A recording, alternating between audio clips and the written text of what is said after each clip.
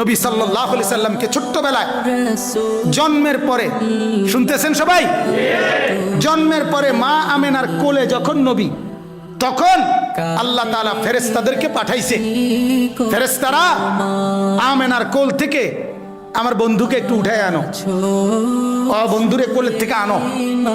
আনার পরে ফেরেশতারা আল্লাহ তাআলা বলেন তুফু বিহি মাশারিকাল আরদি ওয়া মাগারিবাহা।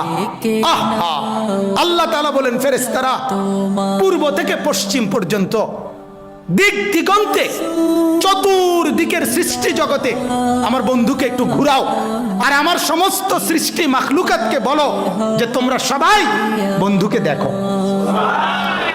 বন্ধু আমি কেমন বানাইলাম, বন্ধু আমি কেমন বানাইলাম। আল্লাহ বলছে ফেরেশতাদেরকে ওই আসমানকে বলো, এই আসমান দেখো মাওলা তার বন্ধুকে কেমন বানাইছেন, দেখো না, নাকটা দেখো, চোখটা দেখো, কান দেখো, হাত দেখো।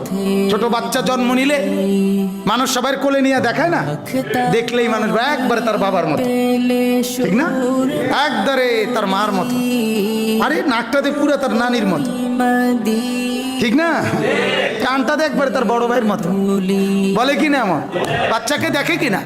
রব্বুল আলামিন বলে ফেরেশতারা আমার কায়নাতকে দেখাও, আমার সৃষ্টিকে দেখাও যে বন্ধু আমি কেমন বানাই, কেমন সুন্দর করে বানাই।